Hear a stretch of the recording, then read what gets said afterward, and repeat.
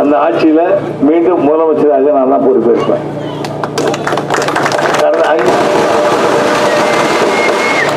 கடந்த 5 ஆண்டு ஆட்சியில் எல்லா திட்டத்தையும் நம்முடைய அரசு செய்து கொடுத்திருக்கின்றது. எல்லா திட்டத்தையும் முழுமையாக செஞ்சுருக்கோம். தேர்தல் வாக்குறுதி என்னென்ன சொல்லியிருந்தோமோ அத்தனை செய்து கொடுத்துருக்கோம். ஆனால் மற்றவங்களாம் செய்ய முடியாது.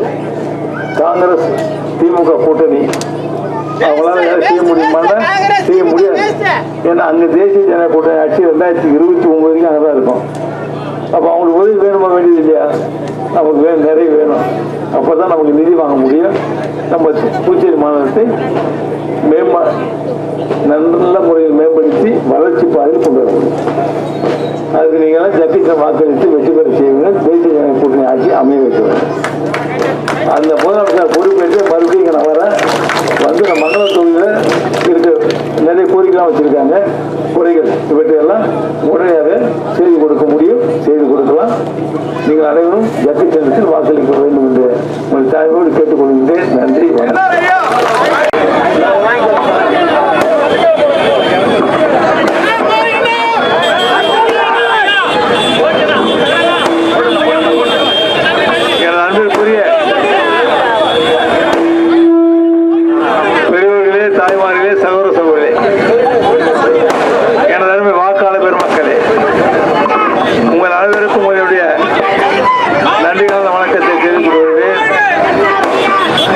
நடைபெற இருக்கிற சட்டமன்ற தேர்தலில் அகில இந்திய என்ஆர் சார்பாக போட்டியிடுகின்ற என்னை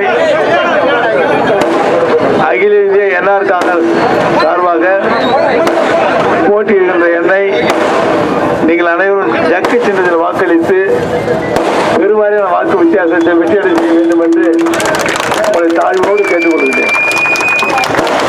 உங்களுக்கு என்ன நல்லா தெரியும். நானே இந்த மங்கள தொகுதியில் போட்டியிடுகின்றேன் ஜக்கி சின்னத்தில். அப்போ இது வந்து முதலமைச்சர் தொகுதி. நம்முடைய 5 ஆண்டுகால தேசிய ஜனநாயக கூட்டணி ஆட்சி. இந்த ஆட்சியில நம்ம முழுமையாக எல்லா திட்டங்களையும் நிறைவேற்றி கொடுத்திருக்கோம். எல்லா திட்டங்களையும் கடந்த காங்கிரஸ் திமுக கூட்டணி ஆட்சி அவங்களால எதையும் செய்ய முடியல. எந்த திட்டத்தையும் நிறைவேற்றவில்லை. புதிதாக ஒரு திட்டத்தை கூட அவங்களால கொண்டு வர முடியல. காரணம், மத்தியில் ஒரு ஆட்சி, இங்க மாநிலத்தில் ஒரு ஆட்சி. அந்த தேசிய ஜனநாயக கூட்டணி ஆட்சி, இங்க காங்கிரஸ் திமுக ஆட்சி. அப்போ மத்திய அரசு நிதி பெற முடியவில்லை. ஆளுநர் அவருடன் ஒப்புதல் பெற முடியவில்லை. அதுக்கு எந்த திட்டத்தையும் அவர் செய்ய முடியல. சண்டை போட்டது தான் மிச்சம். போராட்டம் பண்ணி உட்கார்ந்தாங்க. ஆனால் நம்முடைய ஆட்சி வந்த பிறகு கூட்டணி ஆட்சி, இந்த கூட்டணி ஆட்சியில் முதலமைச்சராக பொறுப்பேற்று 5 ஆண்டு முழுமையான ஒரு ஆட்சியை கொடுத்திருக்கிறோம். எல்லா திட்டத்தையும் நிறைவேற்றியிருக்கோம்.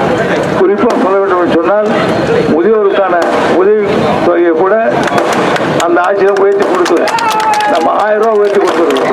1000 ரூபா குடும்ப தலைவிக்கு, எந்த உதவி பெறாத குடும்ப தலைவிக்கு 1000 ரூபா அறிவித்து இப்போ 2500 கொடுக்குறோம். 36,000 விண்ணப்பங்கள் அப்படியே போட்டாங்க முதியோர் உதவித்தொகைக்கு. நம்ம அரசு பொறுப்பேற்ற பிறகு எல்லாரும் 36,000 பேர் கொடுத்துட்டோம். எல்லோருக்கும் நம்முடைய முதியோர் உதவித்தொகை வழங்கப்பட்டது நம்முடைய ஆட்சி தான். இதே மாதிரி எல்லா துறையின் திட்டங்களை எல்லாம் அரசு நிறைவேற்றியிருக்கின்றது. விவசாயத்தில் கூலி தொழிலாளர்களுக்கு மழைக்காலங்களில் 2000 கொடுக்கணும் அறிவித்தோம்.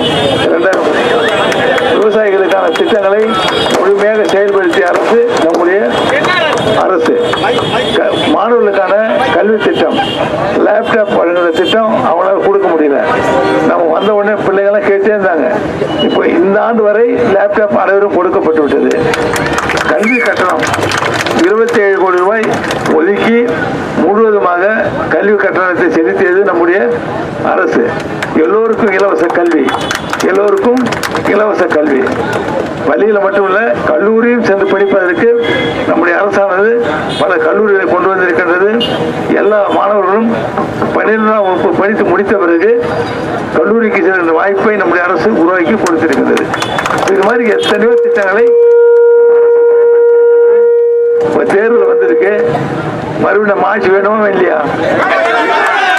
எல்லா திட்டங்களும் செயல்படுத்த நம்ம ஆட்சி வேணும். மீண்டும் முதலமைச்சராக பொறுப்பேற்கணும். அதற்கு நீங்கள் அனைவரும் ஜக்கு சின்னத்தில் வாக்களிக்க வேண்டும்.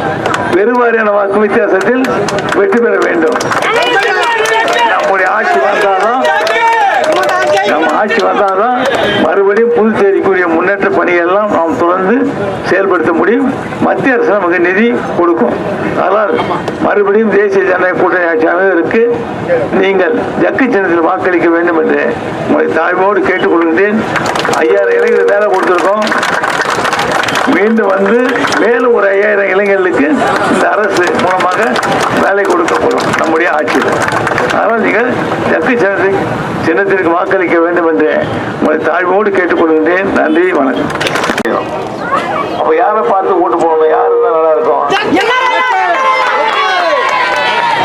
ஆட்சியில் இருந்து முதலமைச்சராக பொறுப்பேற்று நல்ல பலத்திலே நம்ம மக்களுக்காக சிறப்பாக செயல்படுத்துகின்ற வேட்பாளர் வேண்டுமா? அது எதிர்கட்சி உட்கார்ந்து கேள்வி கேட்கிற மாதிரி இருக்க வேண்டுமா? நல்ல சிந்தித்து பார்க்கணும். தேசிய ஜனநாயக கூட்டணி ஆட்சியில ஆட்சி அமையும் பொழுது நான் தான் முதலமைச்சர். அது எந்த சந்தேகம் கிடையாது.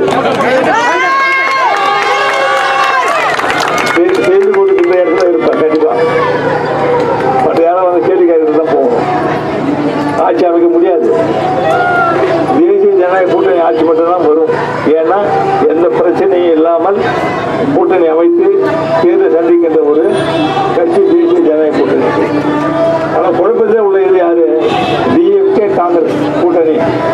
எது குழப்பம்? முடிஞ்சதா இல்லை. ஒரு தொகுதிக்கு 2 பேர் போட்டிருக்காங்க. ஒரு தொகுதிக்கும் 2 பேர். காங்கிரஸும் போடுறாங்க, டிஎம்கேவும் போடுறாங்க. அப்ப யார் நிற்கிறது? யார் வெற்றி பெறுறது? யார் ஆட்சியம் கேட்டு? யார் முதலமைச்சர் வருது? இப்போ நான் முதலமைச்சர் வரும் நான் சொல்றேன் தேசிய கொண்டு. அங்க யாரும் சொல்ல முடியுமா? முடியாது. அப்போ முதலமைச்சராக வருகின்ற ஒரு மங்களம் தொகுதி, இந்த தொகுதி இதுல நானே நிற்கிறேன் வேட்பாளர். இந்த கல்வி கட்டுகின்ற திட்டம் நான் முன்பு முதலமைச்சராக இருக்கும் பொழுது கொண்டு வந்தது. தாமரை பேர்ல ஒரு நிறைய வீடு எரிஞ்சிடும். அடிக்கடி வீடு எரிஞ்சிடும். பூர்வ வீடலாம் ரொம்ப சிரமம். போய் பார்க்கும்போது நிறைய எல்லாம் பொருளாக எரிஞ்சு போயிடும். கல்யாண வீட்டில் கல்யாணம் இருக்கும். சேலை கீழே புடவை நகை எல்லாம் எரிஞ்சு போயிடும். ஒரு மலை எரிஞ்சு போயிடும். ரொம்ப சிரமப்படுவோம். அப்போ தோன்றியதுதான் கல்வீடு கட்டுகின்ற திட்டம். அதை பார்த்துட்டு ஒரு தவிர 10 வீடு 20 வீடு எரிஞ்சு போயிடும். ஒரு வரிசையாக 20 வீடு சிரமப்படுறோம். அப்போ என்ன செய்யலாம்? பெருந்த காவல் திட்டத்தில் ஒரு கல்வீடு கட்டினா எவ்வளோ காசு வரும்? ஒரு தலை ஒன்றை வீடு 400 சதுரடி 500 சதுரடி என்ன வரும்? கட்டி கொடுங்க. கட்டும்போது அப்போ வந்து 40,000 ஆச்சு செலவு. 40,000 45,000 5,000 கூலி. அந்தந்த வீட்டுக்கார செலவு பார்த்துக்கணும். சிமெண்ட் மண்ணுக்கெல்லாம் அவங்களே கல்லை விட்டுறணும். ஒட்டுக்கார வேலை செய்வாங்க. அப்போ 5,000 கூலி மிச்சப்படும். அப்போ 40,000 தான் வீடு கட்டி முடிக்கலாம். அந்த திட்டம் 40,000 ஆரம்பிச்சது. அப்போ தான் பெருந்தளவு காவல் பேர திட்டம் ஆரம்பித்தோம். ரொம்ப சிறப்பாக 90 விழுக்காடு 95 விழுக்காடு வீடு கட்டப்பட்டது. எல்லா புறவிலும் கல்விடாக மாற்றப்பட்டது. அப்போ அடுத்து கேட்டாங்க 1 லட்சம் கேட்டாங்க. அந்த நேரத்தில் 1 லட்சம் கொடுத்தோம். அப்புறம் 2 லட்சம் கேட்டாங்க. மத்திய அரசு 1 லட்சம். கடந்த ஆட்சி அரசு கொடுத்த 2 லட்சம் அது 50,000 சேர்த்து 2 லட்சம். இப்ப நாம வந்த பிறகு 5 லட்சம் 3 லட்சம் ஏற்று கொடுத்துருக்கோம். 5 லட்சம் ஆதி திராவிட நலத்துறை மூலமா அவங்களுக்கு வந்து 7 லட்சம் வீடு கட்டுறதுக்கு அந்த துறை 16.5% சிறப்பு கூறு நிதியை ஒதுக்கி போட்டு நான் இருக்கும். என்ன மாற்றம் கிடையாது. முழுதுமா செலவிடணும். பட்ஜெட் இருக்க பணத்துல 16.5. ஆனா இந்த ஆண்டு 24% செஞ்சிருக்கோம் செலவு. 24% அளவுக்கு செலவு செய்திருக்கோம். அப்ப இந்த அரசு எப்படிப்பட்ட அரசு பாருங்க. எல்லாவற்றையும் செய்து கொடுக்கின்ற ஒரு அரசு. நம்முடைய மக்களுடைய குறைகளை கேட்டு அதை செயல்படுத்துகின்ற ஒரு அரசு. இதே மாதிரி கல்வீடு கட்டுகின்ற திட்டம், நம்முடைய முதியோர் உதவித்தொகை திட்டம். திமுக காங்கிரஸ் கூட்டணி ஆட்சி 5 ரூபாய் ஏற்றி கொடுக்க முடியாதுன்னு சொன்னாங்க. ஆனால் நம்ம 1000 ரூபாய் ஏற்றி கொடுத்துருக்கோம். 5 ரூபாய் 1000 பெண் குழந்தைகளை பாதுகாப்பு பாதுகாப்பு 50,000 டெபாசிட் பண்ணிருக்கோம். 18 வருஷம் 3 லட்சம் எடுத்துக்கலாம்.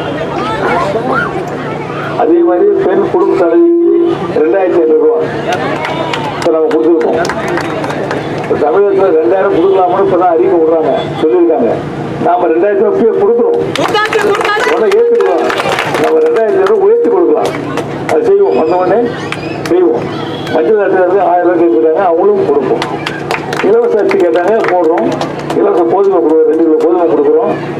இதெல்லாம் ஒரு வயதானவர்களுக்கு, முதியவர்களுக்கு போதுமானதாக, சாப்பிட்றதுக்கு போதுமானதாக இந்த அரசு கொடுக்கின்றது. அவங்க மகிழ்ச்சியோடு இருக்க வேண்டும் என்பதற்காக இந்த அரசு உதவித்தொகையெல்லாம் உயர்த்தி கொடுக்கின்றது. கல்வி உதவித்தொகையை உயர்த்தி கொடுக்கின்றது.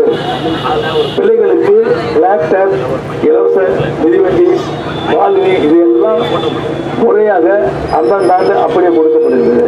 லேப்டாப், ஒரு லேப்டாப் 40,000. இப்போ நம்ம எல்லாரும் கொடுத்துட்டோம். சுமார் 40,000 லேப்டாப்பு இந்த ஆண்டு வரை கொடுத்துட்டோம் எல்லாருக்கும். இனிமேல் வந்துதான் அடுத்து கொடுக்கணும். கல்லூரி கட்டணத்தை முழுவதும் செலுத்தணும். இது மாதிரி எத்தனை திட்டங்கள் அடிக்கிட்டே போகலாம். நிறைய திட்டங்கள் நம்முடைய அரசு செயல்படுத்தி வருகின்றது. அந்த ஆட்சியில் எதையுமே செய்ய முடியல. புதிய தொழிற்பேட்டை ஒன்று உருவாக்கப்படுகின்றது. இதெல்லாம் மேலும் மேலும் சிறப்பான முறையில் செய்து முடிக்க நீங்கள் அனைவரும் மறுபடியும் பொறுப்பேற்று நம்முடைய புதுச்சேரி மாநில வளர்ச்சிக்கு பல திட்டங்களை கொண்டு வருவது என்பதை உறுதியோடு உங்களுக்கு குறிப்பதற்கு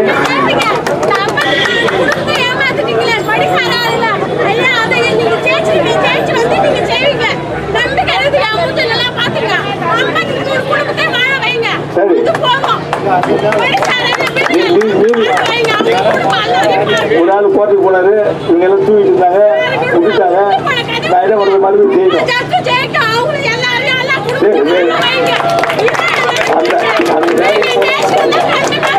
அந்த வேலைக்கு போனோம் நம்ம தான், தூங்கணும் நம்ம தான். அந்த வேலைக்கு போனோம் நம்ம தான், தூங்கணும் நம்ம தான்.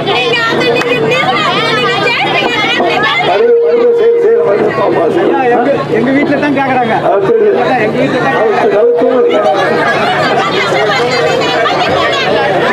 நான் வந்து நான் செய்யறேன்.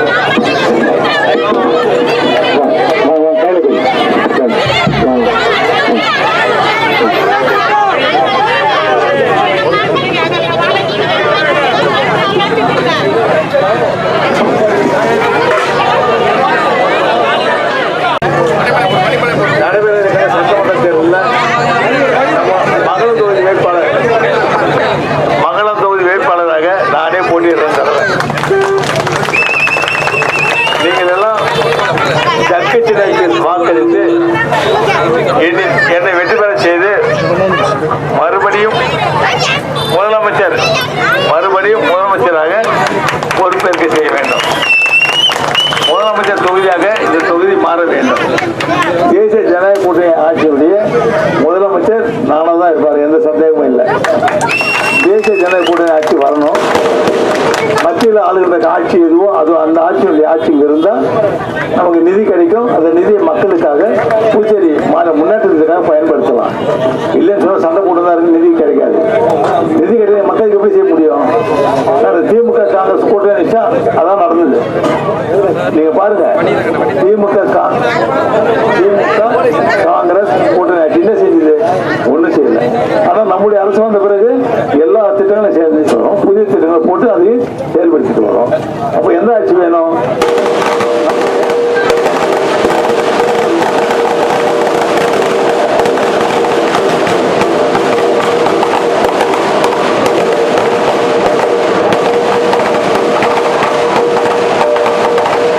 நம்முடைய தேசிய ஜனநாயக கூட்டணி ஆட்சி வேணும். அதற்கு ஜக்கு சின்னத்தில் நீங்கள் வாக்களிக்க வேண்டும். என்னை வெற்றி பெற செய்ய வேண்டும். மறுபடியும் நீங்கள் எல்லாம் ஜக்குக்கு வாக்களிக்க வேண்டும் என்று தாழ்மையோடு கேட்டுக்கொள்கிறேன். நன்றி, வணக்கம். நானே வேட்பாளர் நிற்கிறேன், முதலமைச்சர் வேட்பாளராக நானே நிற்கிறேன். நீங்கள் எல்லாம் ஜக்கு சின்னத்தில் வாக்களித்து என்னை வெற்றி பெற செய்ய வேண்டும் என்று உங்களை தாழ்மையோடு கேட்டுக்கொள்கின்றேன். அரசு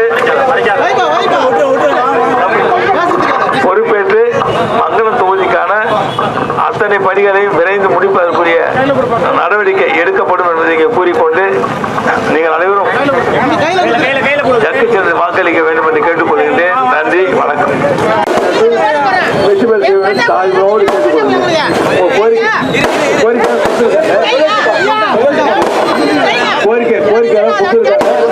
தேர்வு முடிந்த பிறகு இந்த அரசு பொறுப்பேற்ற பிறகு நம்முடைய அரசு இதெல்லாம் கவனத்தில் எடுத்துக்கொண்டு முன்னுரிமை கொடுத்து உடனடியாக செய்து கொடுக்கப்படும் என்பதை நேரத்தை உங்களுக்கு தெரிவித்துக் கொள்கிறேன்.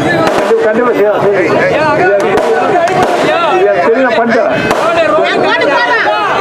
மக்களுக்கான ஆட்சி தொடர்ந்திட வாக்களிப்பீர் ஜக்கு சின்னத்தில்.